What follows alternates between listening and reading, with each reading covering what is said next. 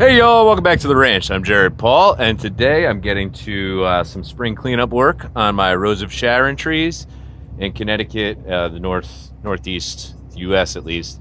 There are a ton of these Rose of Sharon trees, usually around homes. They have big trumpet-like flowers, pink, purple, white. They're just awesome. So they don't look like much after the season's over, but they attract a lot of hummingbirds and butterflies, and they're just really awesome bees. So I've let them go the last couple of years and really kind of grow out, especially on the other side of the ranch, because Laura likes to be able to see the hummingbirds from the window. But last year they got a little top heavy, so I'm gonna have to take them down a little extra this year. So I'm gonna take advantage of that, and I'm going to root all of the cuttings. Well, I'm going to do my best to root all the cuttings. I got a bag of perlite. That's a good amount left. This huge bag was about 50 bucks on Amazon last year. It was a part of my bonsai mix, but I'm just going to throw the rest of it in this container, pop all the cuttings in there, and I'll let it be outside during the day, and then at night bring it in, because we're still getting about freezing temperatures at night. So I don't want that when their roots are developing. So hopefully these cuttings will all root, and then they'll go into the raised tree bed that I've been working on back there that backs up to the chicken coop. So along with the Rose of Sharon today, I am so thankful to get to this Fraser fir as well. We just had a really bad cold snap, so I held off on doing any heavy prunings on any trees outdoors. So this is first on the list today. Tell him, Stelly. That's what's coming up on today's episode of Jarhead Bonsai.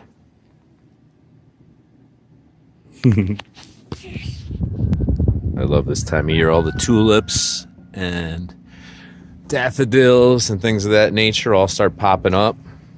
Tons of bulbs in this bed.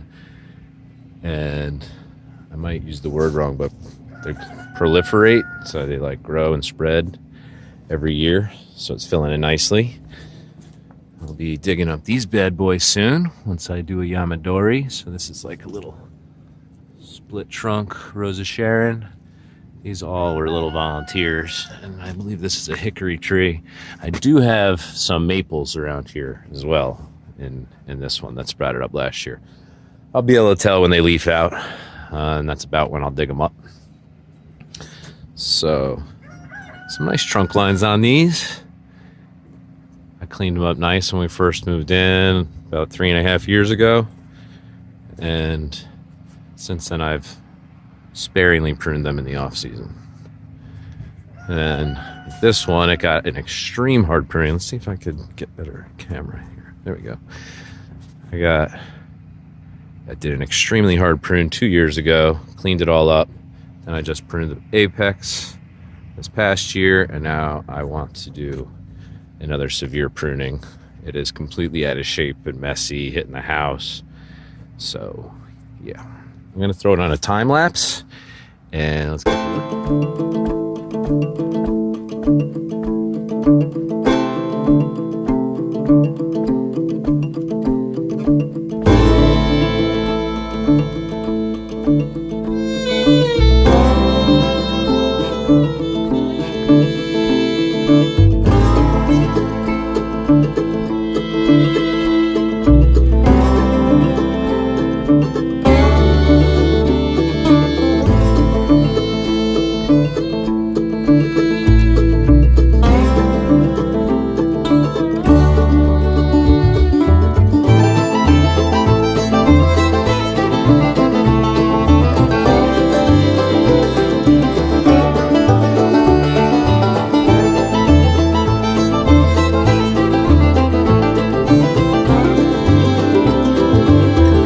So I think I figured out the system that I'm going to follow going around. So the furthest out, the base, and then kind of taper it in towards the top. But I really wanted to expose more of the trunk because it's getting white and aged and beautiful, wrinkly. So I raised the canopy a little bit. And it's really interesting. Like, they pretty much all come out on the dominant branch, and then they have one leader going straight forward and then two dominant branches here. So what I'm doing is pruning back to like 2 inches or left on the specific, boom, this branch, and then the two side ones, and leaving it as like a try at the end. And then any like interior new buds and stuff that are growing towards the trunk, I'm just popping those off. So yeah, I'll show you what I did afterwards. Whoa, it looks crazy behind the camera. Okay, so I'm finding as I go up the trunk branches that are just completely uninteresting. Probably should have waited till I found another one to cut off.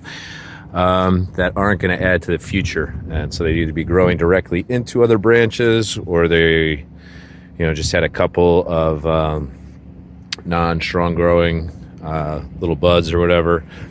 So I've been removing a good amount. Like I said, this is going to be a hard prune, but I'm kind of liking the spread. If you don't look for the foliation or whatever, this is a Fraser fir. I'm not even sure if I mentioned that. So this is a Fraser fir. If you're not looking for it to look like a Christmas tree and you're just looking at that beautiful trunk line, I'm trying to get a nice spread, take out cross branching on these branches, weaken some branches, leave a little bit extra on others. There's some younger buds that I left, like that guy, that could fill some negative space, I think, in the future, and just working my way up. So having a great time with it. So I probably won't have time for the Rose of Sharon in this video, which is fine. You're probably used to that. Stand by. All right, so I found one of those instances where a branch should be removed, I believe. So we got this one here. There's also has that, which is filling in a spot, in a necessary spot on the tree. So I'm inclined to keep this branch and remove this one, because it's kind of coming out under this guy, above this guy, into this. So it's a strong branch, but it's just too much. And I think it's just straight, nothing cool to it. This one down here divides early. So does this one. So yeah, so this branch is going to come out. So I just been taking the saw to those, verifying I'm on the one that I picked.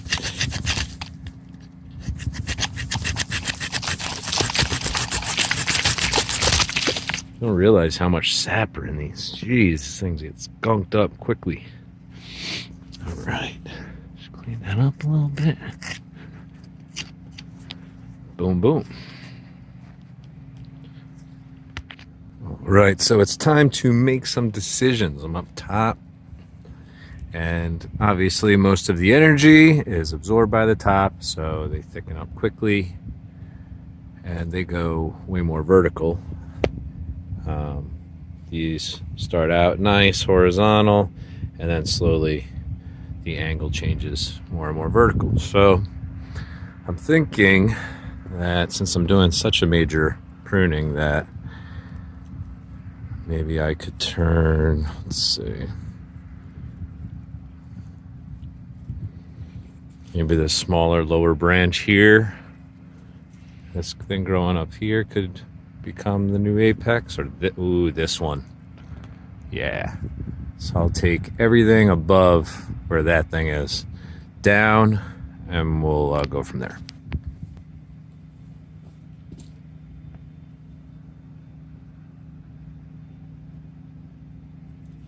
My best not to harm that pine.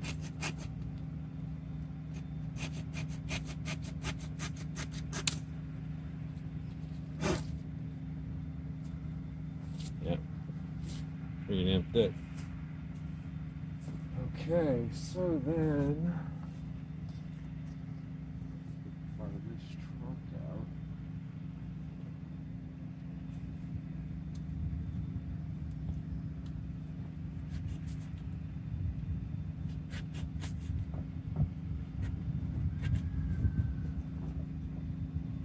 These things are mega sharp, so I'm doing my best to not do serious artery damage.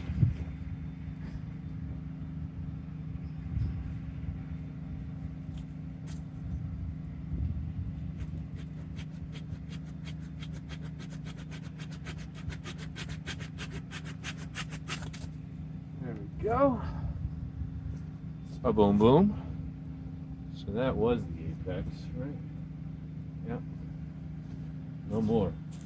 Hey, if you know about Fraser firs, if these things root, I might as well try it. I don't know if they do as cuttings. But if you do know that, can you leave that in the comments below, please? Let's get this thing finished up. So I've gone really aggressive up top since there was serious energy going up here. That's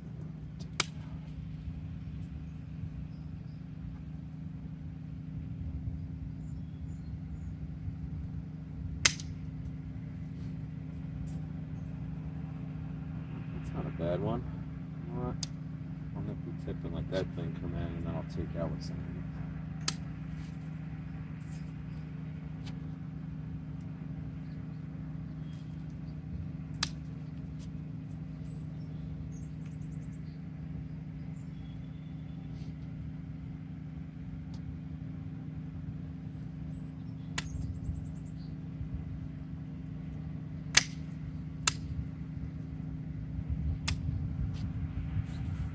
When my wife comes outside, she's gonna have a heart attack.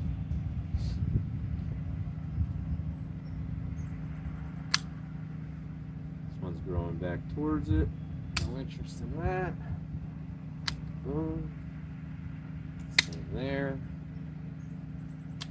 Boom. Actually like that better than the top part.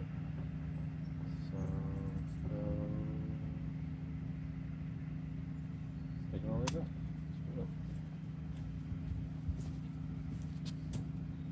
Hey, cool.